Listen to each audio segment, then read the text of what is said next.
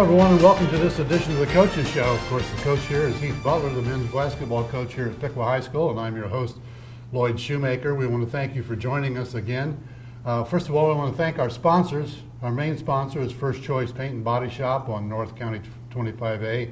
Here in Piqua, Rob Brown is an excellent sponsor of the sports programs at Piqua High School. We also want to thank Sherry Chrysler Dodge Jeep and Ram Truck on 25A here in Piqua. Jim Sherry is another supporter of our athletic programs at Piqua High School. We also want to thank Morris Heating and Cooling. Doug Morris has always been willing and able to support us financially at Channel 5, and we want to thank them for that. And also F45 Gym.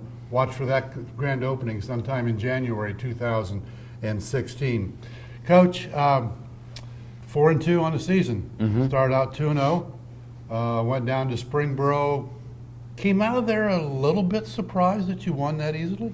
No, not surprised that we won that easily. It was kind of one of those games where it was pretty highly contested, and then it was one of those things where we just got, hot as could be, and, they kind of had no answer. So, we weren't surprised because the final score was not indicative of how the majority of the game was. It was just there at the end that our kids got really hot and they had to foul. But very happy with our effort and our intensity, to start out the season, especially at a tough place, going up against a huge school like Springboro, Yeah, exactly. and playing like we did.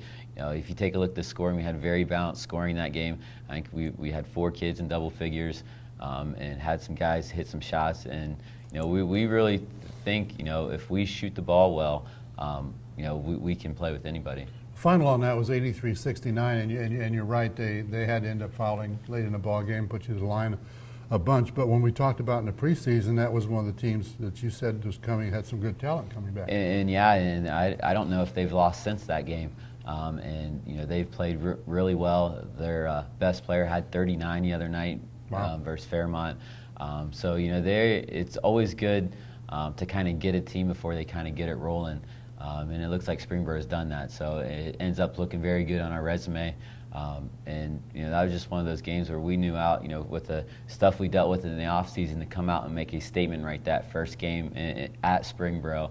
I couldn't be happier for the kids. Well, then you had to get back on the bus and go down to Stebbins and play at Stebbins, another fairly good team. Yeah, another really good team. A very different style of Springboro.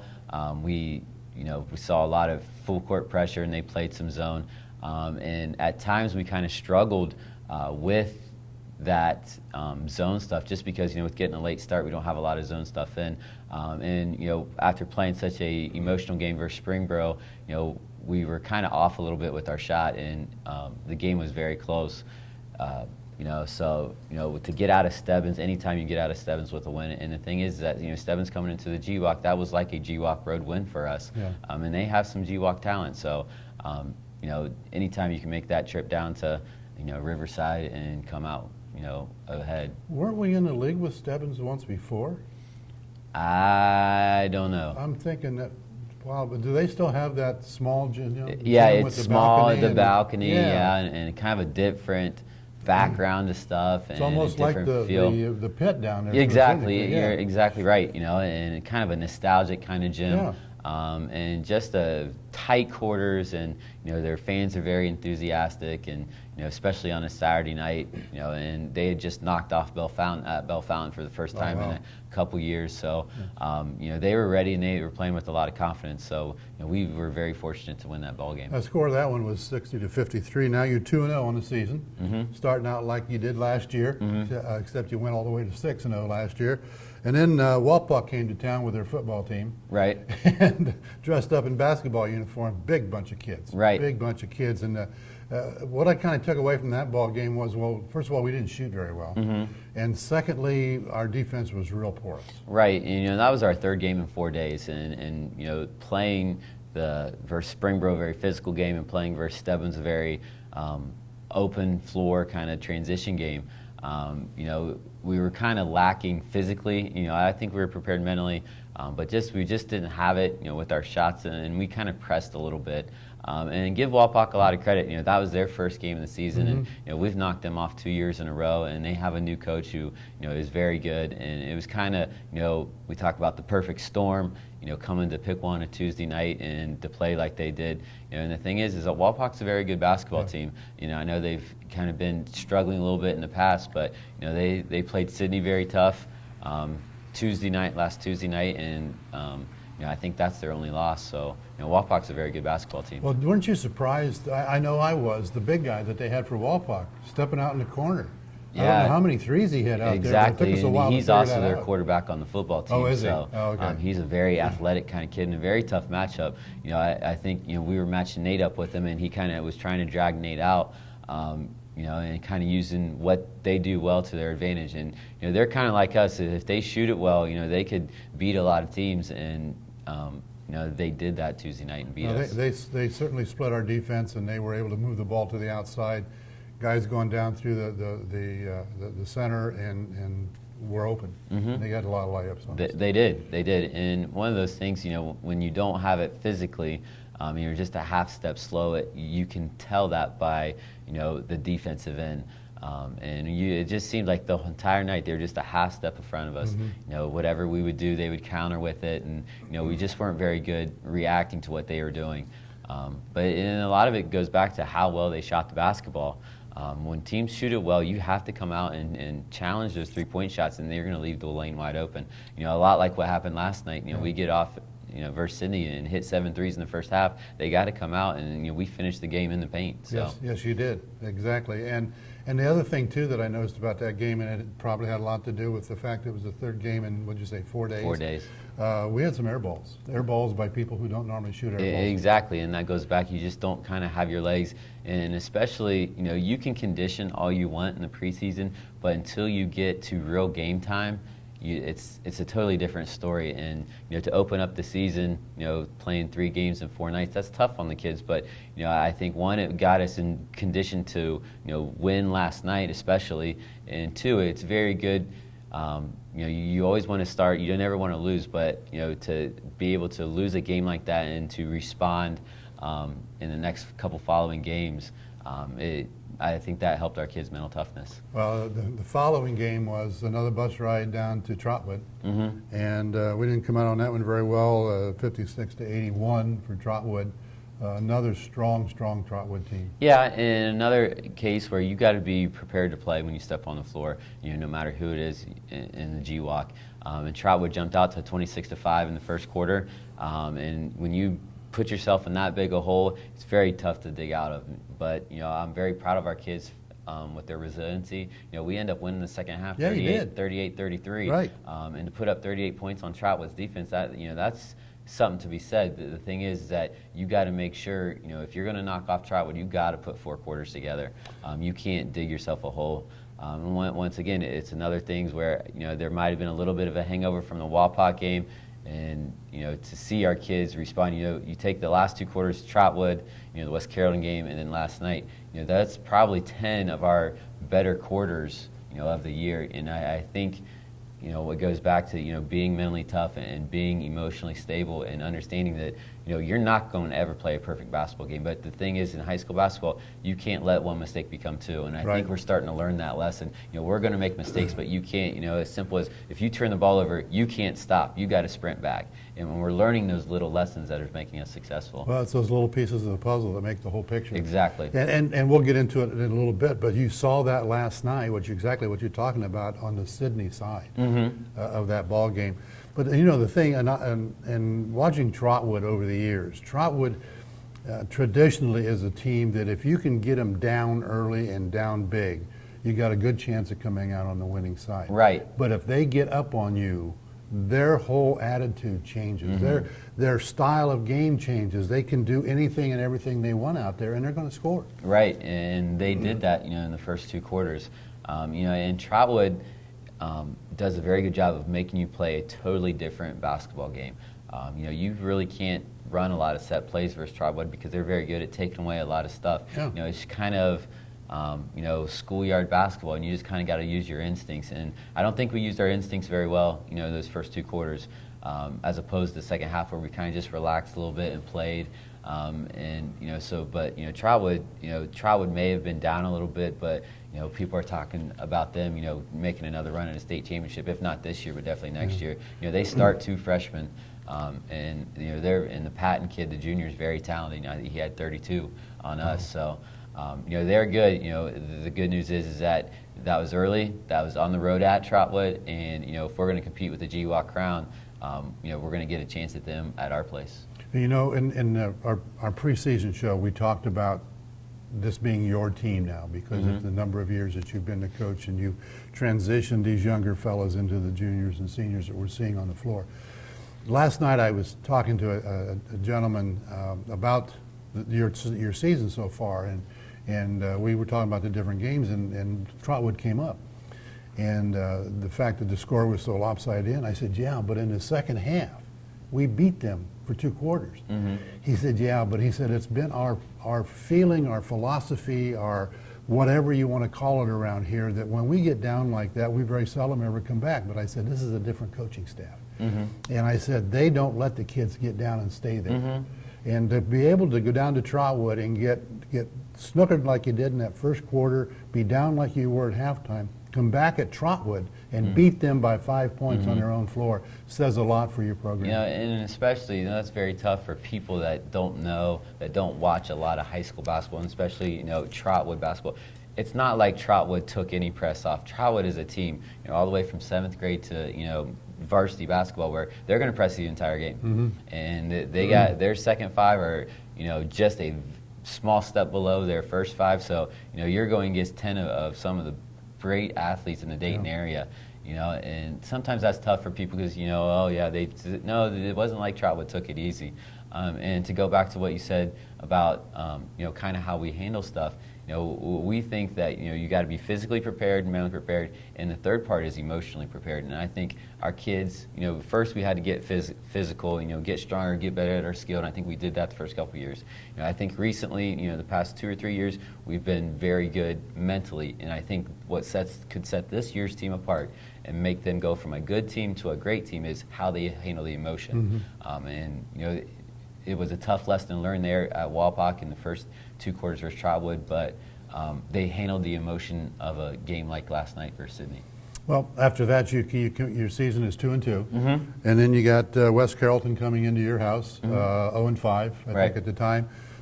West Carrollton has not, in the past few years, been a real threat, I think, in anything athletic. And you put a number on them, 67-38. Got a lot of kids in the ball game. That had to be a real advantage for you. Good bench scoring, if I remember correctly, and it just looked like you were able to give your starters some rest. Yeah, and one of those things that West Carrollton, just kind of how things work themselves out, is West Carrollton plays almost exactly the same style as Trotwood. The thing is that they just right now in their program, this coach in the second year doesn't have the skill developed that he needs. So it was kind of a nice way to redeem ourselves and to put 4 quarters together. And like you said, to get some other kids, it's very hard when we talk about the physical, mental, and emotional aspect. There's kids that sometimes don't get a lot of playing time, but it's nights like that where they can get on the floor and kind of get going and be able to man their post per se. Yeah. When we play in games like last night, one of the great things and one of the great pictures that's on the website, on the Pickle Daily Call website is our bench up and cheering, and when you see that, that makes you very proud because it's real easy for a kid who doesn't get a lot of playing time to sit there and himself. Even when you're winning a rivalry game like that, it's very easy for a kid to think about himself first, and that's one of the big things we try to teach them. In life, to be successful, you've got to think about other people, and sometimes that's tough, especially for a teenage boy, playing, at home, in a rivalry game. You want to go out there and do everything you can to help your team win, but sometimes it's not your time yet. But you still have a role in the team. So, I think that, along with a lot of other stuff, is why, once again, we could go from a very good team to being a great team. It's interesting you say that about thinking about the other people, because I remember reading several years ago a book written by Lee Iacocca, the former chairman of Chrysler Corporation, and in that book he said, if you want to be successful in life or in business, you have to think of the other person first. And I've kind of used that philosophy in my business and what I do, and when you look at it from a coaching standpoint and a team sport, that's the way it has to be. you've got to be thinking about the other person first and what can I do to make their job better and be able to go in and help them out. You know, you talk about your guys getting on the floor and playing in a regular game. Yeah, they're on the floor in practice. They're going, your second five's going against your first five. But things move around and you blow the whistle and things stop. But that doesn't happen in a real game. And to get in there and get the flow, get the feel for what it's like to be in there under the pressure, on the 1 point line, as I call it, shooting a free throw with a few seconds to go and the basket has to be made. That's pressure they don't feel in practice. You know, you're exactly right. And, you know, it's so nice to see, you know, those kids respond like that, you know. And I think, you know, Caleb Patton and Gage Smith, you know, and Cam Ashton and JJ Rohrbach, are a perfect example of that. You know, one of the biggest things that, you know, when you go from JV to varsity, it's hard to simulate how fast the game is between those two different levels. And whenever you can get on, when your opportunity comes, you know, you have two choices. You can either take your opportunity and do the best you can with it, or you can let that opportunity slip away. And, you know, I truly feel that those kids are taking the most of the opportunities, you know, not only in games but in practices. And, you know, while they may not be the stars per se right now, but they're building something for the future, while at the same time helping us, you know, be successful in the present. Well, they're part of the team. Yeah, exactly. And they may not be the first five out there that get introduced and all the applause, but they are part of the team. They're a piece of the puzzle. So that puts you at 2-2 on the season with the win over West Carrollton, 67-38. And I want to take a quick break here and thank our sponsors again. Then we're going to come back and talk about last night. Because right now, folks, we're shooting this Saturday morning after the game with Sidney High School. So I want to thank our sponsors again, First Choice Paint and Body Shop here in Piqua in North 25 County, or North 25A, Sherry Chrysler Dodge Jeep and Ram Truck. Also want to thank Morris Heating and Cooling, and then F45 Gym. Watch for that grand opening in January of 2016. Coach, last night, I mean, after a while, I couldn't stop grinning. We were just in control of that ball game. 2 times Sidney got the lead, I think 17-15 once, and then they went up 77-75 in the fourth quarter. But it was a matter of when's the clock going to run out, when's the buzzer going to blow for us to win that ball game. They came back, gave us a good shot in the fourth quarter. But the 2 things that I took away from that ball game last night, and I mentioned this to you before we went on the air, was your shooting. 54%, I think, from the floor in total, 45% from the threes, and 67 from the 1 point line. The other thing was the emotion in the ball game. Your guys were right where they needed to be, emotion-wise. Sidney had some guys who let it go. They lost their cool. And part of that cost them that ball game, especially in the end when that technical foul was called. Fortunately for Sidney, the clock had run out, or that game was over at that point. So talk me through that game last night. What was your philosophy going in? What did you expect Sidney to do? You know, you know, watching the game film, you know, Sidney's a very good basketball team and very athletic. You know, you start with the Gallimore kid, who I think had 28 last night. My gosh, and miss. He did not miss, and he's just a very good player, and he's kind of been a thorn in our side here for Is he a 4 senior? years. He's a senior this year. Good. You know, and just a kid that is very hard-nosed and plays. But we knew that if we handled the emotion of the game and of the rivalry, that, you know, we would have a chance at the end. And I couldn't be prouder of our guys. You know, we started off the game, you know, pretty hot, and, you know, end up building a lead, a pretty substantial lead there in the second quarter. And then in the third quarter, we're even up 10. And then Sidney kind of makes a run in the fourth quarter, and it could have been a very frustrating run for us, because it seemed like every time down they were throwing it to the post, and, you know, he was guarded, but the Taborn kid was just so strong. And then they had the other kid come in, the Rogers kid. They just seemed like that, you know, they could do whatever they want inside, and made a very good run at us. You know, but when the time counted, you know, we made big plays. And it wasn't just Bachman, it wasn't just Holbein. You know, we talk about, you know, the guys on the bench, and Nash Black comes in, you know, when Monin files out with 4 minutes left in the fourth quarter, to give us some serious minutes, you know, both on the defensive end, battling for rebounds, you know, to be undermatched like we were size-wise and weight-wise with Sidney, to only lose the boards by 3, you know, that's pretty good. Well, what about Smeezing? Look at what Ben Smeezing did when he went in there. The thing is that, you know, I couldn't be happier for Ben, because, you know, he is a kid who is a sophomore, and whenever you bring a sophomore up to varsity, he has to get playing time because why are you going to sit a kid that's a sophomore on the varsity bench, right? Or Exactly. he could be playing JV. And Ben was struggling just a little bit, I think, with his self-confidence a little bit, and to have a game like Schmiesing did last night.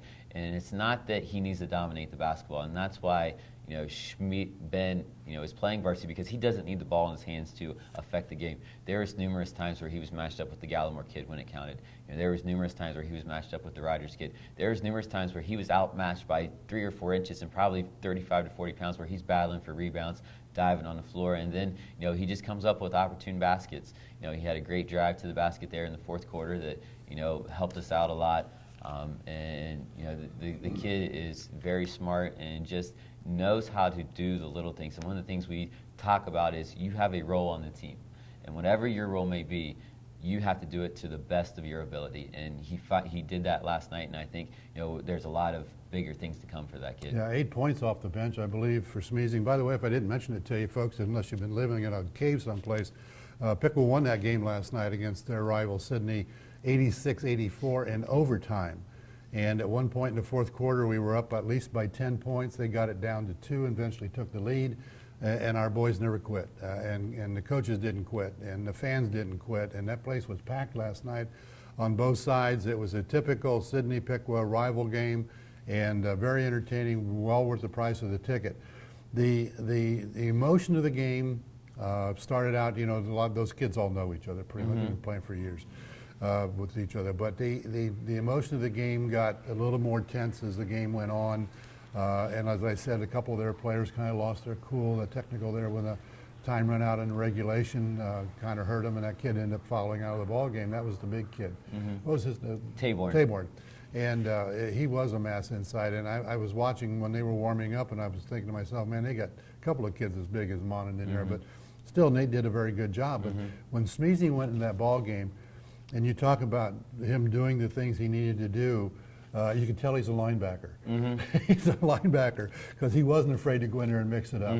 And Holbein, his ability to get inside with the ball and then to dish it off to whoever was open on the other side, because as soon as he got in there, they were double teaming him. Right. And then the other guy, he got easy layups for people. And then you throw in a CJ Davis, who at times in that fourth quarter we put CJ in the middle and told him you got to battle defensively, and that sometimes is tough for a kid, especially a kid like CJ who is a very good shooter and has a scoring mentality, to ask him to play defense, just because that's what sometimes your role changes, and to be able to battle like he did. And then Derek Gullett played a very solid 4 game. He's kind of our glue guy. Yeah, he is. He kind of keeps us at times in the past. Case and example is last year at Sydney, where we blow a 15-point lead in the fourth quarter, a lot similar to like last night, and we kind of panicked. And last night, Derek Gullett's always the guy who his facial expression doesn't change. If anything, it's a smile, and just kind of keeps us glued together. And like you mentioned, the Holbein kid, he made so many big plays last night. And just handling that emotion, I could not be prouder of those guys, because in life they're going to face times where things really go bad for a period, and it's how you react to that. And to have them see, and we talked about this last night as well, is that our freshmen are struggling a little bit right now. We're talking about the freshman level, and the thing that is hard to remember is, because it was 4 years ago, is our senior class struggled as freshmen. Yeah. They did not win a ton of ball games, and to stick with it and to keep getting better and to never get down on yourself, or the biggest thing is not get down on each other and not look at the other guy and say, hey, you got to do better. No, I got to do better. To see them respond like they did last night, it makes you very proud, because it makes you feel validated that the kids are listening, they're getting the messages, and not that I need them to do that, but I feel good because the community sees kids respond like that. Well, you never saw Piqua come off the floor last night at all, shrugging their shoulders, going like, why are we doing this? What's going on? What's wrong? But you saw that out of the Sydney team. And you talk about Derek. Derek had a couple of turnovers back to back last night, and I think one of them was a foul. And Sydney's at the line, and he's in your normal position, crouched down at the on the side, and he's looking over at you. He's smiling. He's mouthing something to you and pointing to himself. He knew he made the mistake. he didn't let it bother him. No, he just he went didn't. right on and played. And then late in the ball game, Bachman's at the line getting ready to shoot a couple of important fouls shots, and he's out there laughing with the officials. So the whole mentality of your ball club is one of very positive and confident. Right, and that's one of the things that we've preached from when we took over is that, when you take over a program that's 1-42, one of the biggest things is the confidence thing, and we talk about that's the emotional part of it, and to see that come to fruition. Is very satisfying. Yeah. And I know it's satisfying for the boys because, like you said, you can just see the looks on their faces. Even when times got tough last night, they were never too frazzled. Yes, we made mistakes, but we're starting to learn that we're not allowing one mistake to become two, and we kind of can stop those runs. And when Sydney did that run and got up by a couple of baskets, you did not see your boys hesitate bringing the ball up the floor. Yeah, and there was no, I don't want to do this. It was, let's go get them. And another thing is that due to the flow of the game, we didn't have a lot of timeouts yet, so Right. they did it on their own. There was nothing that there wasn't a timeout called where we drew up a special play. They just made big plays, Yeah. and that shows that give kudos to them for handling that. Because it's nothing really I did. It's just that they've learned to kind of handle that pressure and to handle that adversity. So. And you saw your players late in that ball game too. Several of them were motioning, I want the ball. I want the ball. Give me the ball. And they did that. Well, individual scoring last night, if I remember correctly, Bachman had 33, which is a great night for him. Holbein had maybe 17, and Monin had 14, if I remember correctly. Good spread out there, and then of course Smeezing come off the bench with 8, and the rest of the guys just getting in there and doing their job. So, Coach, congratulations! Big win last night. Thank you. I know you were glad when that final buzzer went off and it was the ball game. So, again, 86-84 overtime for the Piqua Indians over Sydney last night. So let's. You're going off to Elida tonight, kind of out of league type of thing over there. Should be an interesting ball game. I don't know if I'd mentioned it to you, but my wife's cousin is the head coach over there. He was down here and watched you play Wapak, and we were talking about.